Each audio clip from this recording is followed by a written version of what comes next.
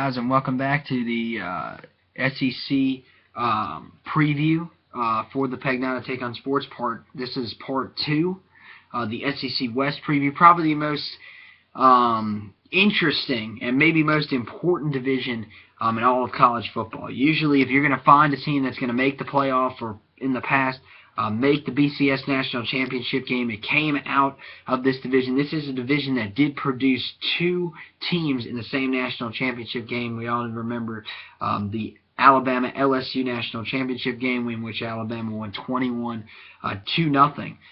Which was wasn't the best national championship game, but it just shows that this SEC West is pretty amazing. We'll start at the bottom of the SEC West, probably the most talented 5-7 team in the country by far this year. Maybe one of the more talented 5-7 teams in the history of college football will be Mississippi State. 5-7, as I said, 1-7 in the conference.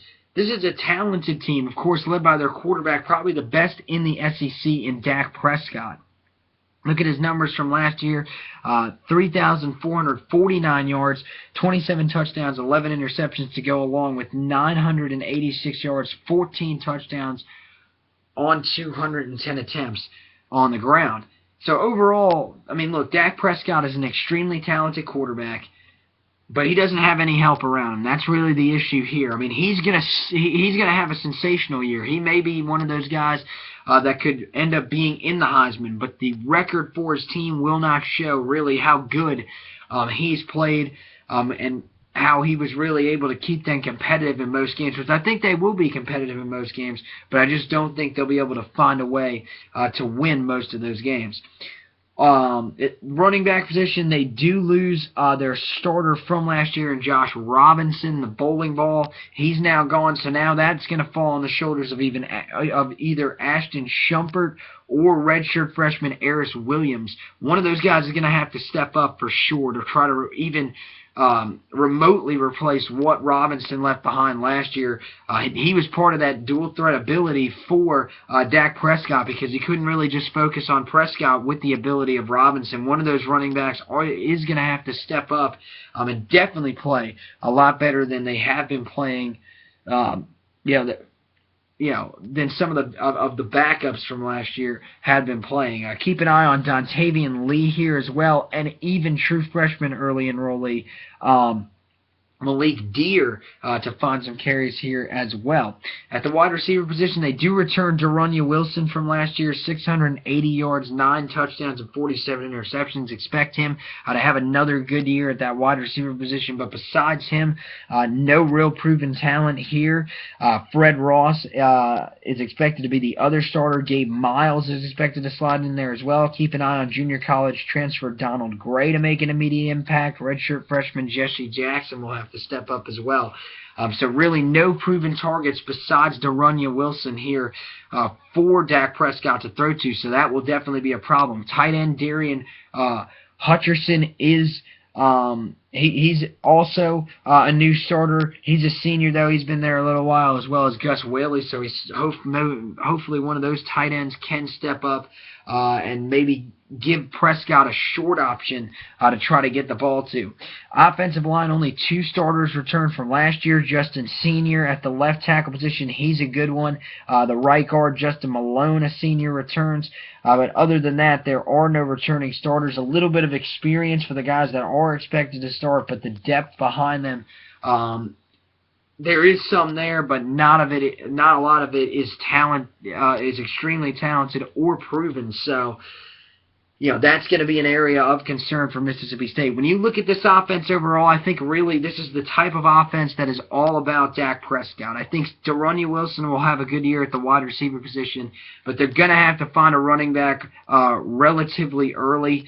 They're going to have to get some offensive linemen to definitely fill into those roles very quickly, and they got to get some other receiving options besides Wilson in order for Mississippi State's offense to even come close to matching the type of numbers that they put up last year. I don't think they're going to come anywhere close to the numbers that they did put up last year, and I think they will struggle relative to what they did do last year. When you look at the defense, this is even worse. Only 3 returning starters on the entire defense, so this group was basically completely torn down. Really, when you look at it, the talent is on the defensive line, if there really is a whole lot. Chris Jones is not listed as a returning starter from last year, but he was probably the most talented returner out of anyone here. He's going to hopefully slide into one of those open tackle positions and take over as a leader. Ryan Brown is a returner at the defensive end position, a senior. They're going to have him play much better to try to replace the production that was left behind by Preston Smith, who has departed. Other 2 areas, that'll probably go to Nelson Adams and A.J. Jefferson, both juniors, but guys behind them are waiting in the wings if they do struggle. At the linebacker position, Beniquez Brown is the only returner there. 62 tackles a year ago. He's going to definitely have to improve on those numbers as he's now the main guy. Redshirt freshman Jerry Green, they're hoping, is going to be able to step into the position left behind by Benardrick McKinney, one of the better middle linebackers in the history of the program. They're just hoping that Green will be able to slide in there and take over that position relatively easily. Richie Brown is expected to start at the other linebacker position, but senior Zach Johnson could see some time there as well. Cornerback position, secondary, really. At the cornerback position, there is some talent here. You look at Tevez Calhoun, who returns from last year. He's going to have to be a little bit better, but he did not participate in spring activities. I think he's been in fall camp, but injury issues could be a concern for him. Will Redmond, who had 3 interceptions last year, now he's a full-time starter. They're going to hope for him to improve on those numbers and really become that strong guy in the secondary. Keep an eye on Cedric Giles as well at the cornerback position, as well as Talando Cleveland to maybe slide in there if needed. Safety position, it is expected to be Deontay Evans. At the one strong safety position, Jamal Peters is expected to be the starter. At the free safety position, he didn't come in till this fall, but they have liked what they've seen of him, so they expect him to probably be the starter there. Keep an eye on Keevon Coleman as well, a junior, to try to maybe factor in there if Peters, the true freshman, isn't able to succeed as much as they want. So when you look at this defense, not a whole lot to be extremely excited about. I mean, Jones up front is something to be excited about. Brown has to be able to rush the passer a little bit better. Beniquez Brown is a returning starter who played well last year. They're hoping he's going to be able to assume more of a leadership role. Kind of got to be a little excited about the corners if Calhoun can stay healthy. Got to like what Redmond showed last year at the nickel corner. Now he's going to be a starting corner, so they're hoping that can transition easily, and they got to hope that Peters is able to slide in at this free safety position as a true freshman and play well early on. So overall, as an entire team, they only returned 7 starters. I believe that is the lowest number in the country. It is actually just disastrous for Mississippi State and an SEC West where experience is so key. They pretty much have none back from last year. So I think this is going to be a tough year for Mississippi State. Like I said, I have them only winning 1 game in conference. They go 5-7. They just miss out on a bowl game. Possibly they end up getting in with the number of bowl games that they are expected to have. From what I've, all my predictions and what I've done, I actually do have them making a bowl game as a 5-7 team. If they do end up approving these bowl games that they wanted to add, which would put 41 bowl games, meaning 82 teams would end up making the bowl season. So that is pretty nuts, and they may end up finding their way in. But I don't think this team is anywhere close to competing like they did last year, and I think they're going to have a tough year out there in Stark Vegas, even with Prescott being back and probably playing well. From there, you move on to number 6. This is now the Arkansas Razorbacks. They were expected to be a team that would definitely improve from last year. They went 7-6, 2-6 a year ago, and many people thought they were on the right track until they lost starting running back Jonathan Williams. He's out for the year. They lose that production of 1,190 yards, 12 touchdowns, on 211 attempts. He's done for the year, probably going to go to the NFL, so his career is over. Now all the pressure falls on Alex Collins. They're going to need him to rush for probably near 2,000 yards if they're going to have the success they want to on offense. This team needs to be dynamic running the ball because passing these last couple of years really has been a disaster since all that wide receiver depth did leave, with guys like Greg Childs, Julian Horton having moved on to the NFL now. But, Alex Collins is a guy that can be relied on. He ran for over 1,000 yards last year, 1,100 yards, and he rushed for 12 touchdowns as well. They're going to need him really to step up and have a great year. As I said, at the wide receiver position, targets to throw to for Brandon Allen will be Keon Hatcher. Jared Cornelius is expected to be the other starter. Hatcher's the most proven with 558 yards, 6 touchdowns on 43 receptions. Cornelius is going to have to step up and play a bigger role. Last year's starter, Cody Hollister, he's expected to factor in as well. Drew Morgan can see some time there as well. And the guy that will be throwing them the ball, an experienced guy, someone that they think hopefully has grown into that role of the starting quarterback. They're going to need him to play very well in some of these big-time games. I mean, there's some chances last year really to win some of these games, and in those big-time games, he just couldn't end up finding a way to win those. Games like Texas A&M where he couldn't get it done in overtime. Alabama where they were right in the game. They actually had a chance to take that team down, lose by 1 point because of the inconsistent quarterback play. They gave Georgia a little bit of a run as well. And even in, at Mississippi State, just could never find that consistency of quarterback from Allen. You look at his numbers from last year, 2,285 yards, 20 touchdowns, and 5 interceptions. Those numbers say that he's a great quarterback.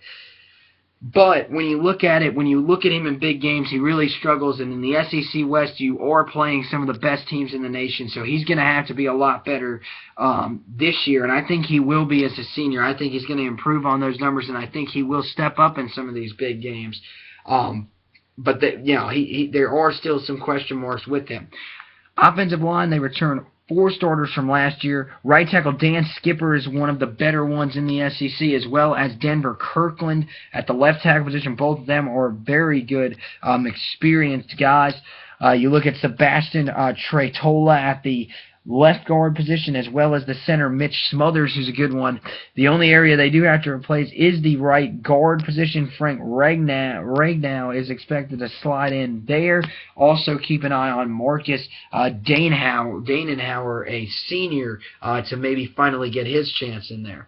Another guy I wanted to mention at the tight end position, keep an eye on Hunter Henry, returning starter from last year. Expect him to be an option in the passing game, as well as his backup Jeremy Sprinkle, and maybe even Will Gregg, the brother of former tight end Chris Gregg, maybe factoring in even as a true freshman. So overall, from an offensive standpoint, 9 starters return. You lose Williams, but still Collins was experienced enough that you can consider him a returning starter from a year ago, but that definitely does hurt, losing a 1,000-yard rusher. I know Collins is talented, but the question is he talented to rush for the amount of yards they're going to need him to rush for? Can Brandon Allen finally mature into that guy that can perform well in big games? Do they have enough receiving threats? Their only sure area is probably that offensive line. I think they'll at least be able to open up holes for the running game. They'll at least be able to protect the quarterback, Allen. It really just depends on all those other factors coming together if this offense wants to be successful. Defensively, this is where a lot of the talent did depart. Guys like Trey Flowers, Darius Filion, Martell Spade, and Alan Turner are all gone to the NFL. So when you look at it, probably the area of strength would be the secondary. Both corners do return in Jared Collins and DJ Dean. Both of those guys are juniors. They both return for another year. They're expected to be pretty good, as well as Henry Tolliver, their backup. He's expected to have a good year as well. Both of those guys are good SEC covermen against some of these talented wide receivers. At the safety position, Rowan Gaines, a senior. They're expecting him to be back and play well as Josh Lydell is expected to be the starter. He's a heavy-hitting safety, which you have to have, especially in this SEC West. They're hoping that will definitely put them over the top there.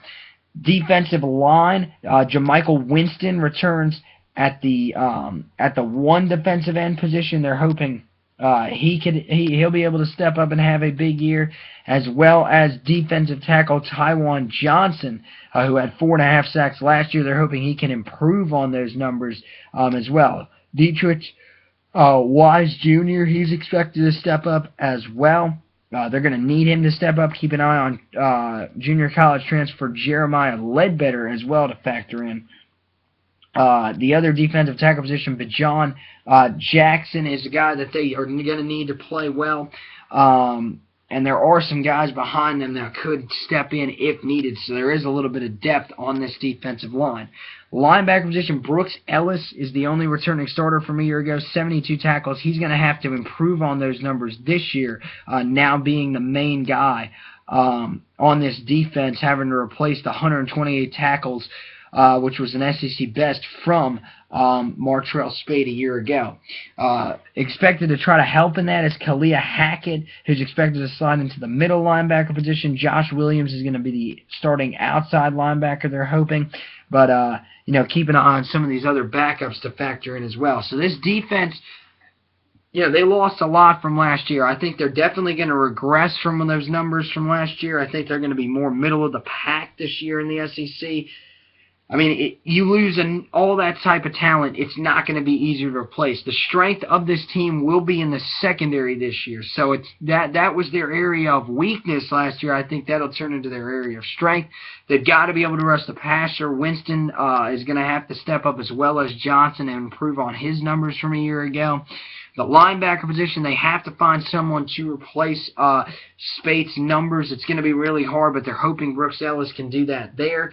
So overall, this defense is a talented group. This entire team has the talent to get it done. It's just more of the thing of whether or not offensively Collins is able to handle the load, Allen is able to finally mature into his role, and they're able to find some wide receivers to help Brandon Allen out. And defensively, are these young guys all over this defense able to slide into their roles and take over and make the transition from these guys that have moved on to the NFL and these former stars here more smooth than what people are predicting.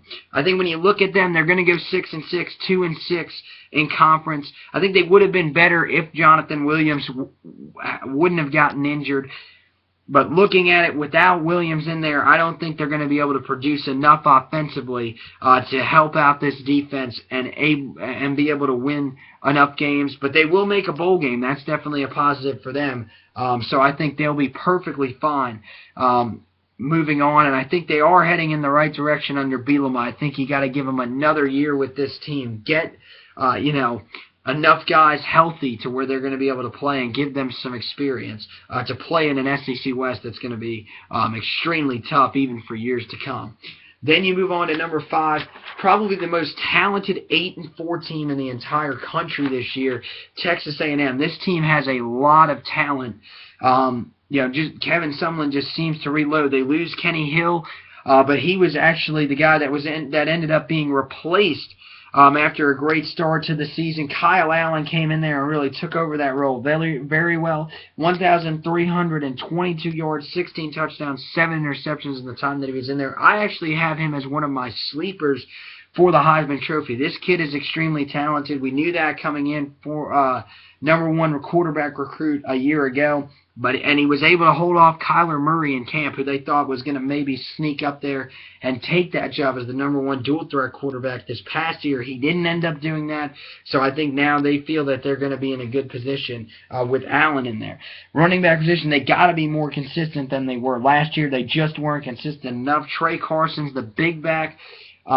He's expected to be the main guy this year again.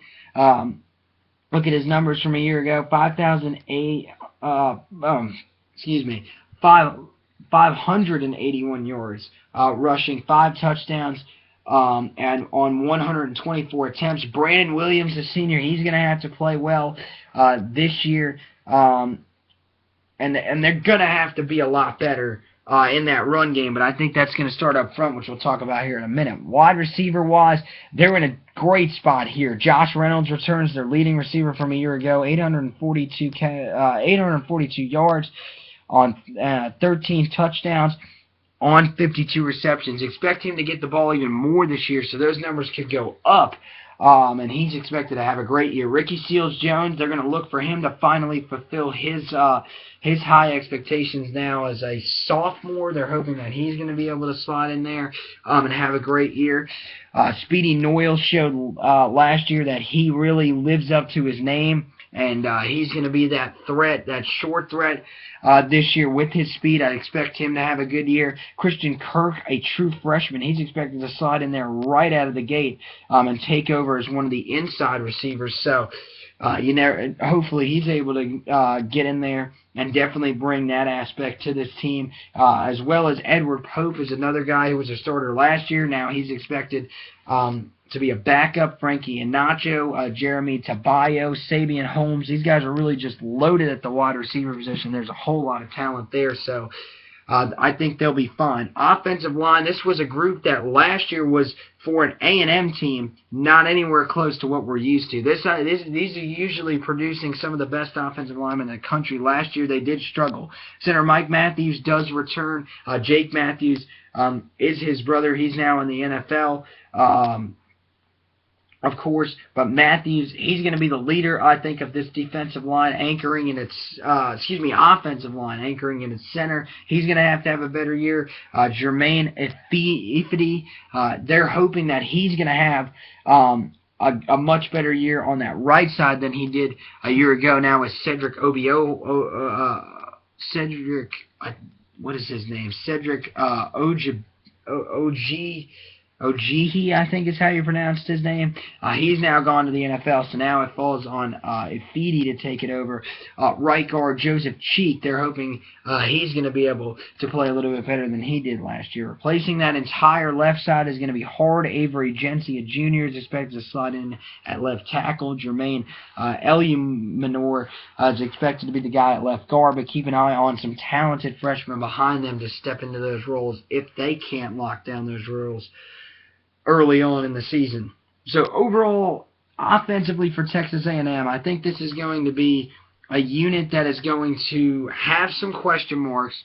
Offensive line is definitely a big question mark. Can the guys that are returning starters play like they were expected to play last year? Can the guys that are coming in there as new starters even show something on that offensive line? They're going to need to be a lot better than the guys were last year. Can they find a way to run the ball if that offensive line can block for them? Can they find a true number one back in the backfield? We know they've got the talent at quarterback. We know they've got the talent at wide receiver. It's just, can the offensive line be able to protect Kyle Allen long enough for him to be able to throw the ball to those receivers? I think there are a lot of question marks on this offense, but I think it's going to all come together, and I think A&M is going to be perfectly fine offensively, as they've really always been under Kevin Sumlin and their great offensive coordinator, Jake Spettal. When you look at the defensive side of the ball, 6 starters do return here. The strength, of course, is up front for them. Myles Garrett, true freshman a year ago, he's a freak. He had 11.5 sacks last year. Those numbers could be even higher this year. Expect him to be a first-team All-SEC guy, no doubt. Probably a first-team All-American. I think he's going to have a great year. The other defensive end position, Julian Obioha, is another good one, so you can't really bring all your focus onto Garrett because Obioha will get into the backfield as well. Alonzo Williams at the defensive tackle position is a senior. He's expected to step in there again this year and have a good year, but he'll have to hold off talented true freshman Dalen Mack from taking his spot. Herdrick Walker is expected to be the starter at nose guard. Mack could find himself in that race, as well as Zykovian Henderson before the season is over. So there is a lot of talent here. I mean, definitely this up front unit for Texas A&M is great, and we haven't even talked about a guy like Deshaun Hall, who put on some pounds in the offseason to try to prepare for a breakout season. The other area, really, I guess you would say, of strength on this defense would be the secondary. Not really an area of strength. 13th in the SEC last year. 80th in the country in pass defense, which is improved from the previous year. Devontae Harris is a senior last year of eligibility for him, and they are definitely hoping that he's going to finally be able to step up into that leadership role that they have been hoping for him to take for years and play very well this year. Armani Watts returns at the 1 safety position, 3 interceptions last year. He's hoping to improve on those numbers. Justin Evans is expected to be the starter at the other safety position. But expect Donovan Wilson and a starter from last year, Devonta Burns, to factor in there as well. Evans being a junior college transfer, he's expected to start right away. The other cornerback position will either fall into the hands of Victor Davis or Nick Harvey. Expect those sophomores to battle that out for a while and probably rotate both of those guys in and out. Linebacker position, 0 returning starters from a year ago, but sophomore Otero Alaka, he was the defensive MVP of the Liberty Bowl. Now he's going to be expected to be the leader of that linebacking core for sure. With not really being considered a starter from last year. Josh Walker is expected to start at the middle linebacker position. They're hoping that he's going to be able to play well as A.J. Hilliard at the other outside linebacker position. Keep an eye on junior college transfer Claude George to slide in a middle linebacker, and Sean Washington, a formerly highly touted defensive player, especially at that linebacker position. Expect him to try to slide in there and put his name into the running as well in that linebacking mess that they really got there. The one thing that is huge for Texas A&M, they were able to lure away John Chavis, the defensive coordinator from LSU. Now he is in College Station, so that was a great hire for Kevin Sumlin. Stole him away from an LSU team that is talented. Now he's going to get someone in there that has been around great defense for a long time, and hopefully he's able to change the culture there and make this defense something respectable, because they're going to have to try to help an offense that maybe isn't going to be as talented as they've been in the past. But I think overall they'll balance themselves out. Like I said, I got them going 8-4, 4-4 overall. 8-4 overall, 4-4 in conference. Excuse me. I don't think this defense is going to be world beaters. I don't think they really have to be. I think this offense is going to be able to do enough, again, to have some success. And I think A&M will be somewhat competitive in the SEC West, but will fade late on into the season. And I think eventually this team, I think they're heading in the right direction, but I think, it's going to, eventually they'll fall out of the race this year, but I think they'll be back up there within a couple of years, especially under Allen and Murray, 2 extremely talented quarterbacks. From there, you move up to LSU. Speaking of quarterbacks, been a disaster out there for Les Miles' crew over the past couple of years trying to find a starter. You pick who you want in Anthony Jennings and Brandon Harris. Neither one of them have been really impressive on the field. Jennings' stats from last year, he's expected to be the starter, 1,611 yards, 11 touchdowns, and 7 interceptions, so not really a whole bunch of consistency there. Off the field, there hasn't been any consistency from these guys either. Jennings was arrested in the offseason as well and was suspended for a slight time, then reinstated. Brandon Harris was a guy who actually said that last year the reason he didn't want to take the starting job was because he didn't want to end up learning the playbook. So there was a lot of issues here at LSU now. Right now, people are leaning probably towards Harris to actually be the starter, but either one of these guys could end up starting. They got to find someone in there soon. It does. They start out with McNeese State. They should beat them no problem, but they get it going really early in the season when they play a game at Mississippi State. It's not going to be easy out of the gate for LSU. Now, the good thing is they do have a great running back in Leonard Fournette. Expect his numbers to definitely go up from last year now that he is the main guy. 1,034 yards, 10 touchdowns on 187 touches. Expect that number to go way up. Expect the number of runs for him to go way up. Expect the yards to go way up. And expect the touchdowns to go way up. I actually expect him to be in the Heisman race come down late in the year. I think he's going to have a great year, and he's going to be the reason LSU's offense is going to be really respectable. When you look at the wide receiver position, Travian Durrell is a returning starter from last year, led the team with 758 yards receiving and 7 touchdowns on 37 receptions. So they're definitely hoping that he can have another good year at that number 1 receiving position. Malachi Dupree is expected to be the other starter, an extremely talented true sophomore. They're expecting him to play very well this year, now that he is going to be the main starter at that other position. Trey Quinn is another guy who's going to see the ball a little bit. Another talented sophomore, as well as John Dearsay. So all of these guys will end up getting the ball a little bit. There is talent here in this receiving corps, but a lot of it is unproven. Offensive line, 3 starters do return in Vadell Alexander. Gerald Hawkins returns at the left tackle position. Ethan Posick returns at the left guard position. All of those guys are very, very talented offensive linemen, and all of them could be in the running for all SEC. Now, they do have to replace their center and their right guard, both which will be replaced by freshmen. From what we're seeing so far, Hawkins also is going to end up being the guy that will have to replace Lyle Collins, who left early. Hawkins was, a starter for part of the time last year, but now he's going to have to be even better, after having to move from right tackle to left tackle to try to protect their blind side. So a huge, huge task for Hawkins. So when you look at this team, really overall, I mean, again, talent is here for sure. You look especially running back position, they've got Fournette. They've even got guys behind him that won't see the field really because of how talented Leonard Fournette is. They just can't take him out of there. Wide receiver position, again, there is talent here yet again.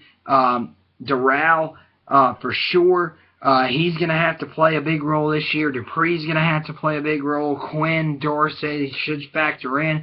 Offensive line, how does Hawkins do with the move from right tackle to left tackle? Vadell Alexander should be able to fill in that right tackle position well. Ethan Posick should lock down the guards. But how do those freshmen that are new starters on the offensive line work out? Move over to the defensive side of the ball. They returned 6 starters from a year ago. The strength is the linebacker position. Kendall Beckwith is a leading returning tackler, 77 tackles a year ago. Expect those numbers to go up for him. Another returning starter at the linebacker position, Lamar Lewis, is an extremely talented guy. Expect him to have a good year this year. Other starter there is expected to be Deion Jones, a senior, but keep an eye on Ronnie Feast behind him to get in there and play some significant minutes as well.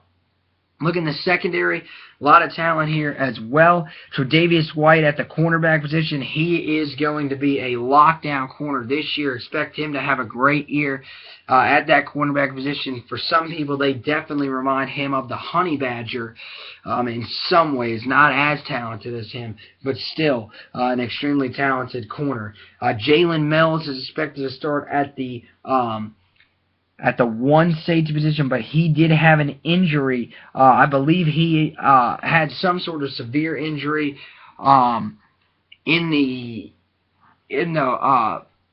fall camp. So I don't know if he's out for the rest of the year or what. I think he's out at least for 6 to 10 weeks. I think it's an extended period of time, but hopefully they're going to have some trouble replacing him. Ricky Jefferson would be the guy that would have to replace him, but they're hoping Jalen Mills is able to get back relatively quickly.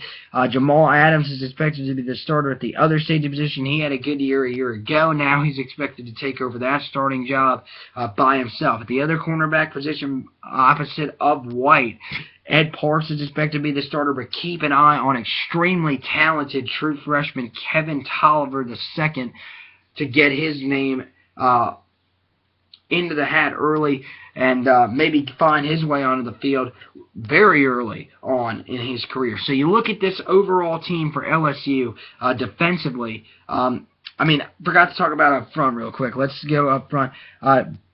Two defensive tackles are the only guys that return up front. Christian Locatore, who had 2.5 sacks last year. That number is definitely going to have to go up. Davin Godchuk's, expect him to have a pretty good year. But at defensive end, there isn't a whole lot of proven talent here. Tayshawn Bauer is going to have to step up as a junior and fulfill what they expected out of him. Arden Key is a true freshman that could end up playing there if things don't work out. Lewis Neal is expected to be the starter at the one defensive end position, but keep an eye on Marquatus Bain to maybe find his way into that defensive end position before the end of the season. So again, overall defensively for LSU, some real talent in that secondary. In the linebacking core, really like their linebacking core. The secondary, the injury to Mills is huge. They're just hoping he isn't out, for the season. We already know he's out for an extended period of time, but they really need him in there. And can the true freshman Tolliver step up on the defensive line? They do have two guys that do return on the inside, but the stress has to be on the outside, where they have to be a lot better. Overall team look for LSU, I think their defense, again, will be what keeps them in contention in the SEC West. I think this team will be decent, but, again, they're going to struggle. All they can really do offensively is run the ball, and that offensive line has some proven commodities, but has some guys that are moving around, other guys that are trying to step in there as true and redshirt freshmen and play significant minutes. Receiving core relatively unproven besides Travian Durrell. Defensively, they do have some talent in the secondary, but injuries is a concern there. The linebacking core is strong. They are going to be able to hopefully rush the passer, but the defensive ends are what is going to be the key to that. So LSU goes 8-4, I think, 4-4 overall. They're really that team that will be up there, but will not end up finishing in contention for the SEC West crown when it's all said and done. From there, we move up. Now we're into the top three. These are the teams that are going to be right near each other. Third will be Ole Miss, who will get beat by Alabama in a tiebreaker on September 19th in Tuscaloosa. So they get right off to it to begin with. Hugh Freeze has made this team very good over the past 3 years that he's been there. 24-15 in his 3 years there. He's made this team extremely relevant.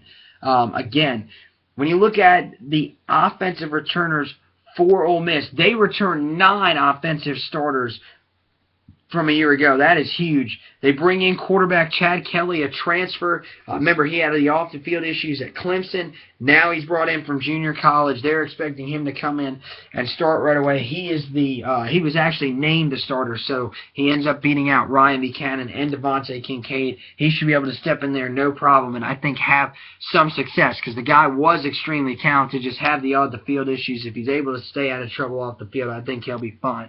Running back position, Jalen Walton returns. He's going to be the main guy this year for sure. 586 yards, 5 touchdowns on 106 carries. He's expected to be, as I just said, expected to be the main guy at that running back position for sure. But keep an eye on Akeem Judd as well to factor in some other guys to be in there if needed. You look at the receiving core. Injury concern with Daquan Treadwell. He had that gruesome injury last year, late in the year, in that game against Auburn.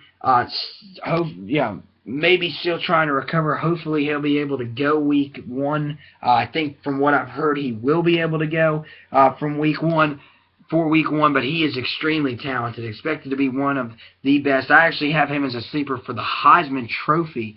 I think he'll definitely be putting up some great numbers. You look at his numbers last year: 632 yards, 5 touchdowns, and 48 receptions, and that was with that injury. Expect those numbers to be pretty high this year. Other starters expected to be senior Cody Core. They're expecting him to take on a much bigger role this year. Markel Pack, a speedster, is expected to be the inside wide receiver, but keep an eye on true freshman DeMarcus Lodge to factor in here as well.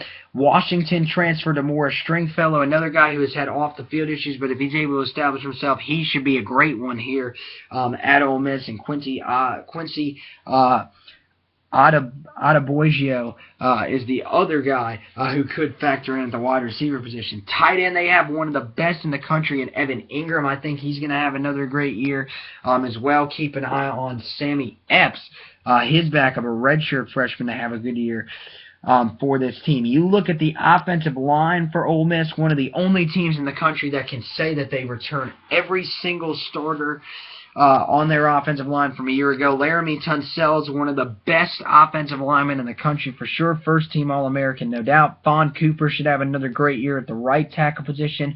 Aaron Morris at the left guard is extremely talented, as well as Justin Bell at the right guard and center.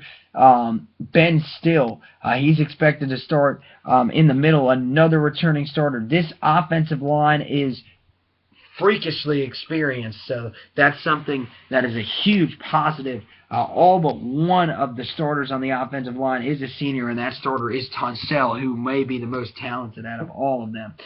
So when you look at this offense as a whole, I think this Ole Miss offense is going to be extremely dangerous. I think as Kelly is able to live up to what he was supposed to be at Clemson before he got kicked off the team, I think he's going to have a great year. He's got so many targets to throw to. You look at the running game, I think Jalen Walton will be able to step up and have a good year. Keep an eye on Akeem Judd to factor in if he is needed to. Wide receiving core is great, led by Treadwell, and the speed of Pack, as well as the experience of Core. Keep an eye on Stringfellow to get his name into the hat as well, and even the true freshman Lodge. Great tight end in Evan Ingram, one of the best in the country. Offensive line, they are extremely loaded after returning all 5 starters. Tunsil's the best, probably, offensive lineman in the entire country.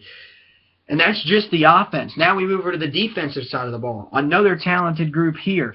Starts on the defensive line with Robert Kendiche, a freak, going to have another great year. Probably going to have, should have more sacks than he had a year ago. Expect probably around 8 to 10 sacks for him this year. Nose tackle, Isaac Gross is going to be beside him. Expect him to try to get some openings with the double teaming probably going on Kendiche, so expect him to definitely get in there and get some pressure on the quarterback and be able to stop the run.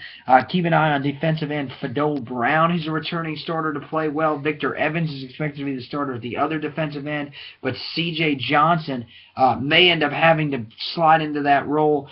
If Evans isn't able to perform, they may have to move him from middle linebacker back to his original defensive end position, but also keep an eye on Marquise Haynes, who led the team in sacks a year ago with 7.5. He may be able to slide into that position on that other side if needed.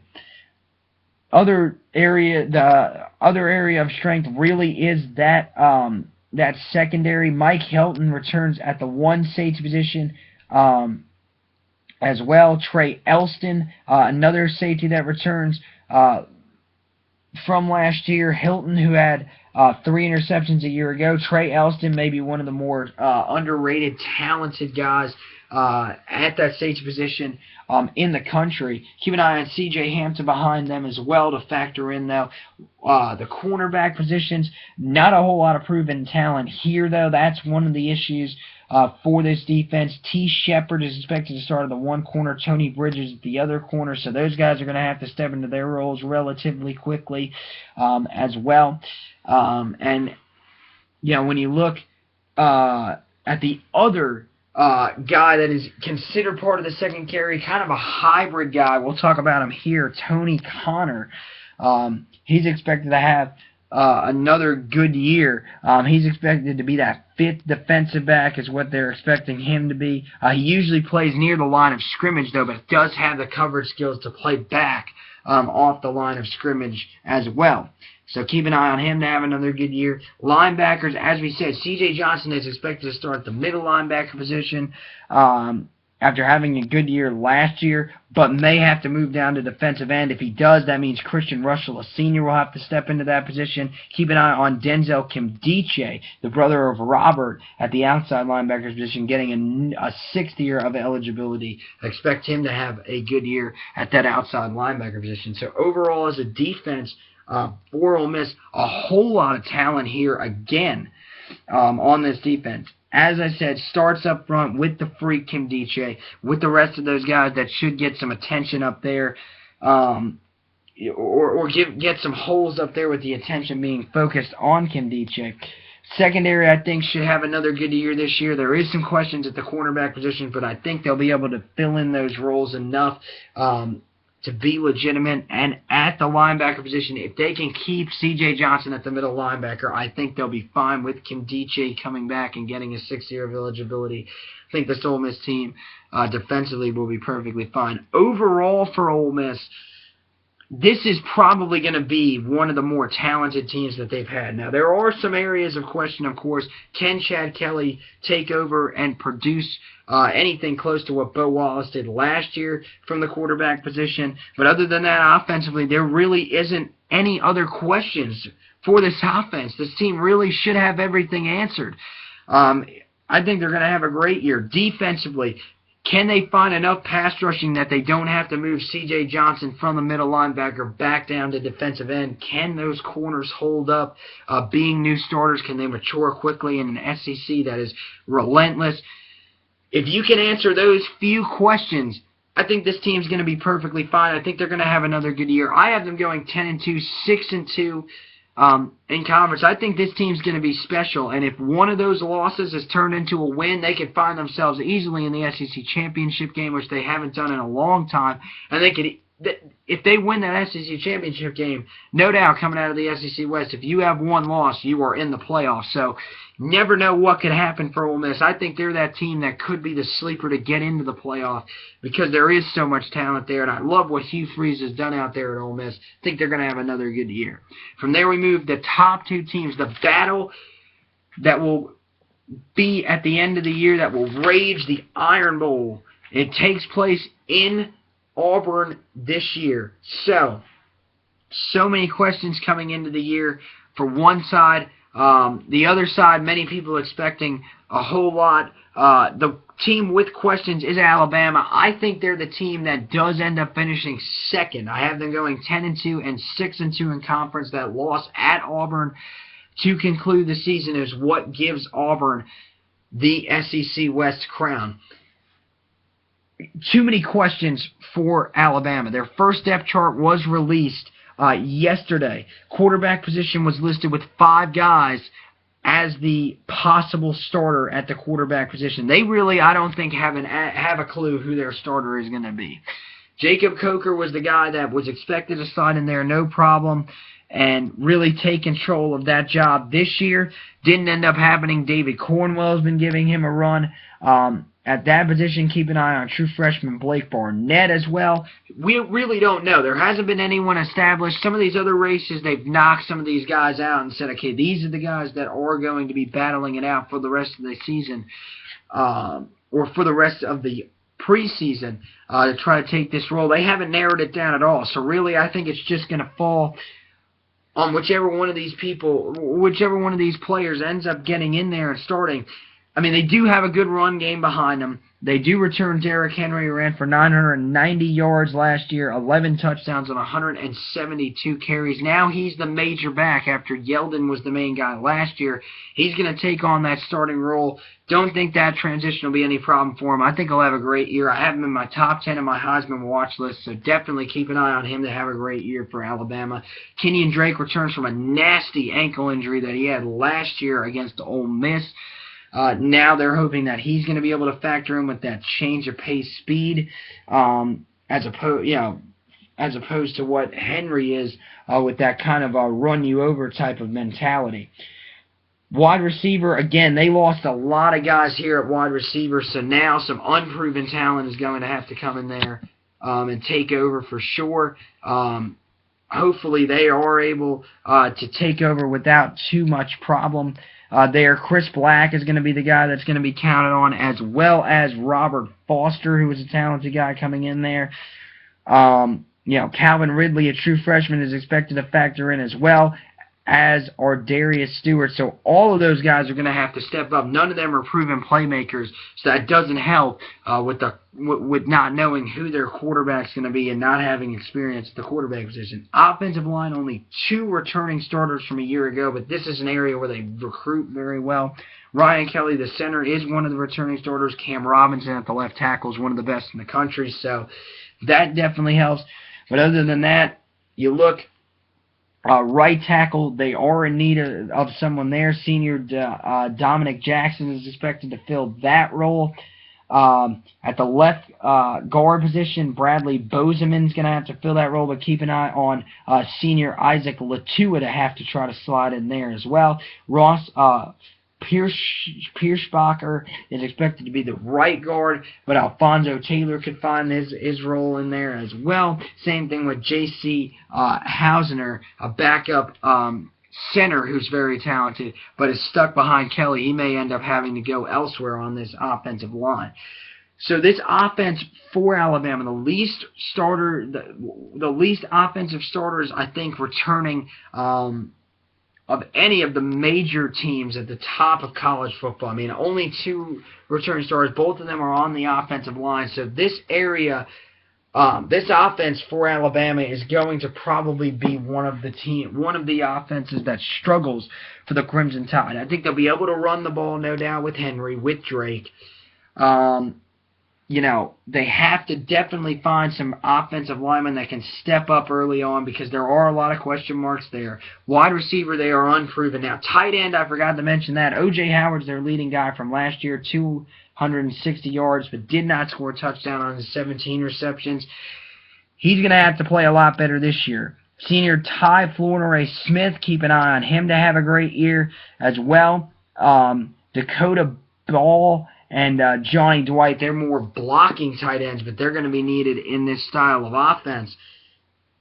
Alabama, I think this is one of the least talented offenses that they've had in a long time. I think that's definitely going to hurt them, and I think that's one of the reasons I have them going 10-2. But this is Alabama that we're talking about. Their offense will eventually come. I think it might be a slow start, but eventually it will come to life. I just don't think they're going to be able to be strong enough to beat Auburn in that game in Jordan-Hare Stadium at the end of the season. When you look at their defense, 7 returning starters. This defense is talented once again. It starts on the defensive line. All 3 starters returned from a year ago. Jerron Reed and Jonathan Allen return at the defensive end positions. Allen having 5.5 sacks last year. Both of them were extremely talented. Ashawn Robinson at the nose guard position is one of the better ones in the country as well, so he should have a good year. Also got to keep an eye on DJ Pettaway and Dalvin Tomlinson. Both of those guys are backups, but they may rotate in there and become effective pass rushers as well. The linebacker position, they do end up having to replace a couple of guys at the linebacker position, guys like Trey DePriest who have moved on, but Reggie Ragland is expected to be a returning starter. Expect him to have a great year. At that one inside linebacker position, Reuben Foster now is expected to start at the other inside linebacker position. Expect him to take on that role very well. Denzel Duvall is expected to be the one outside linebacker. Expect him to have a good year this year at that outside linebacker position. They're hoping he's going to be able to get some pressure on the quarterback. Ryan Anderson is expected to be the starter at the other outside linebacker position, but keep an eye on Dylan Lee and Rashawn Evans to factor into that equation as well.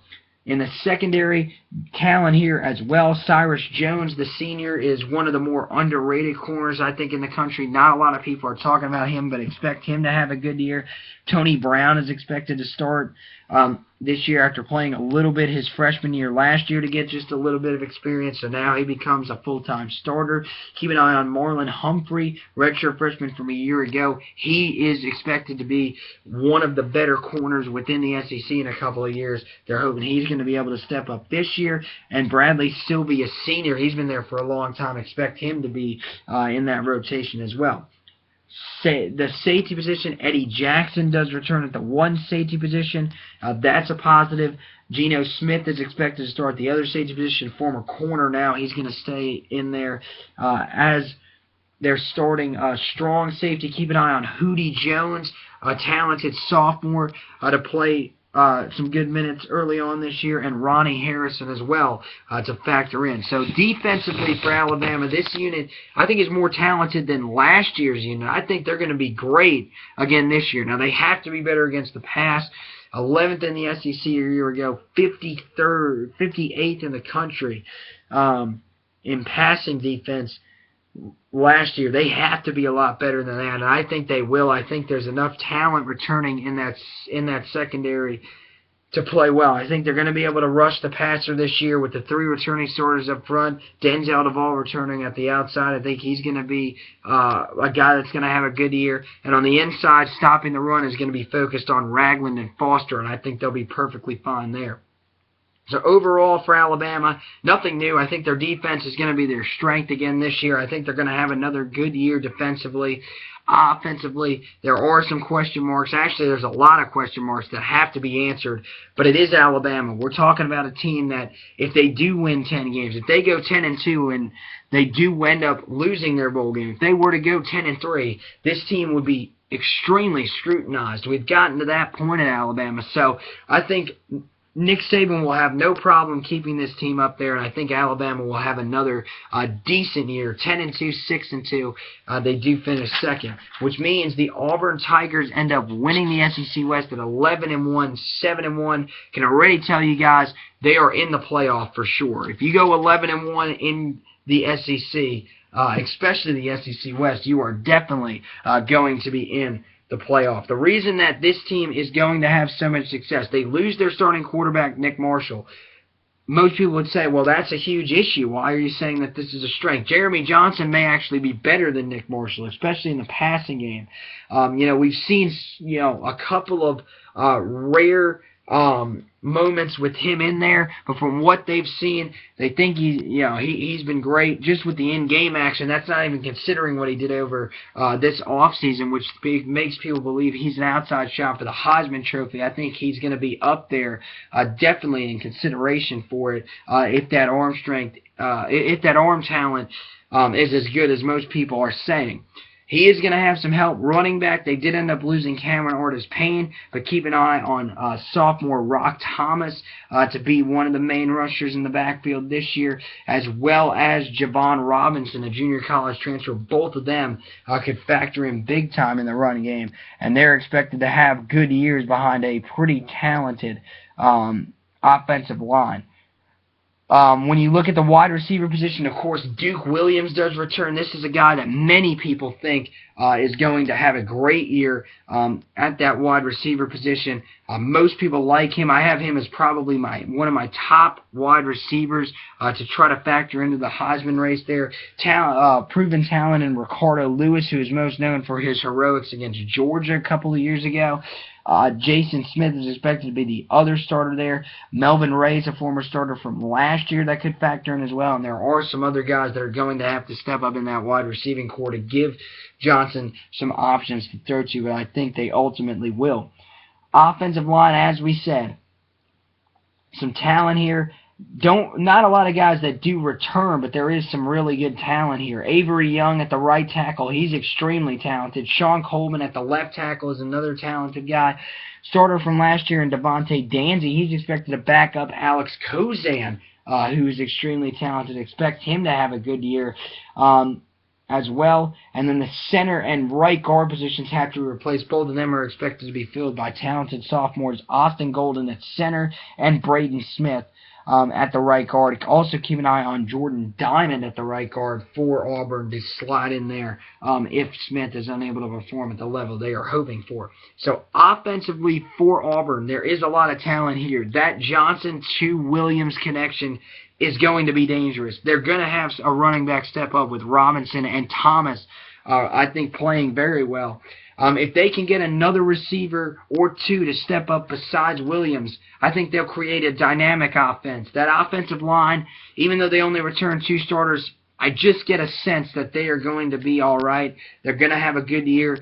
And I really think this Auburn offense could put up some really good numbers, even being more pass-oriented, and get back to that Auburn-style type of offense by putting up some good offensive numbers. Defensively, I mean, look, 6 returning defensive guys to a unit that's now going to be led by Will Muschamp. So that is a huge storyline for them. They are going to love having Muschamp in there. When you look at this group up front, you really have to start on the defensive line with Montravius Adams returning at the nose tackle position. He's expected to have a great year, and maybe even a breakout year at that defensive tackle position. Devontae Lambert is the other defensive tackle. He was tied for the team, the returning leader in sacks with 3.5. From a year ago from that position. Keep an eye on at the defensive end position. Elijah Daniels is expected to be the starter, but expect him to be easily passed over relatively soon by Byron Cowherd, the very talented defensive end that did end up committing there after he had all that signing day issues. #1 recruit from ESPN last year, so expect him to have a great year. Carl Lawson is back at the buck position, which is the hybrid type position, outside linebacker / defensive end. He was injured last year. Now he's back, so expect him to play a huge role for this Auburn front line. Linebacker, they do return Chris Frost, an experienced senior at the outside linebacker position, tied for the lead in sacks, returning sacks from a year ago with 3.5. Expect him to be the leader now of that linebacking core. Casanova McKenzie, an extremely talented senior. Expect him to have a great year this year as well. At the other outside linebacker position, true freshman Jeff Holland can end up sliding right into that position and taking over. They've really liked what they've seen from him, but if he's unable to take over right away, Derek Moncrief, the senior, will be right there to relieve him, as well as Justin Garrett, the another senior, could be there to help him out if needed. Cornerback, the secondary, really led by their corner, Jonathan Jones, who had 6 interceptions a year ago. Expect his numbers to be up near there again. Joshua Holsey had a great year last year. Expect him to be a shutdown corner again this year. Jonathan Ford's a returning starter at the safety. They have really liked what they've seen from him. And the guy who comes in there at the strong safety position, it's only a transfer from Georgia, an extremely talented guy who had some off-the-field issues. Now he gets a shot here at Auburn, and Trey Matthews. Expect him to have a great year. So this defense overall for Auburn, not really a weak spot on this entire defense. The linebacking core is strong. The front line is strong. And there's playmakers in that secondary. This defense is going to be one of the best in the country, I think, this year. I think they're going to get back to that that style of defense that they want to play, what they expect to play with Muschamp there. I don't know. I think they'll be one of the better ones in the SEC. I think I may have gone a little too far by saying they're one of the best in the country. But I think they will be up there probably in the top 3 or 4 in most of the major categories defensively in the SEC. And I think this defense, it might be what ends up leading this Auburn team to where they want to get to. Overall, I think combining this all together, the defense is going to be talented enough to lead this team. And this offense, I think, has enough pieces in place. A good quarterback in Johnson. Hopefully he's able to step into that starting real well. Good enough running backs, I think, that are going to be able to make this a dual threat offense. A great wide receiver in Duke Williams. If they can get other people to step up around them, they'll be fine. I think this Auburn team altogether is one of the most talented in the country. They all come together, and as I said, they go 11-1, 7-1 in conference. They end up making the playoff. And when they get in there, they're going to be a tough out for sure. So as I said, Auburn finishes first, 11-1, 7-1 in conference. Second is Alabama, 10-2, 6-2 in conference. Third, Ole Miss, 10-2, 6-2 in conference. Fourth, LSU, 8-4, 4-4 in conference. Fifth, Texas A&M, 8-4, 4-4 in conference. Arkansas finishes sixth at 6-6. Second, 2-4 and 2-6 in conference, and 7th Mississippi State, 5-7 overall, 1-7 in conference. So that is how the SEC West is going to shape out from my perspective. Thank you guys for watching this SEC preview. Most interesting conference for sure. As you can see, both of these running over an hour. So this conference is great. Right now, I'm going to try to film my non-Power 5 teams. Not going to go through a whole lot of them. Really going to give you my predictions of some of the teams that will have that shot at that New Year's 5. Give you my winners of some of the lesser ones, and I will preview Notre Dame in that one as well. So head over to that video if you guys want to. But thank you for watching this, and I hope you enjoyed the SEC West preview of the Pagnotta Take on Sports.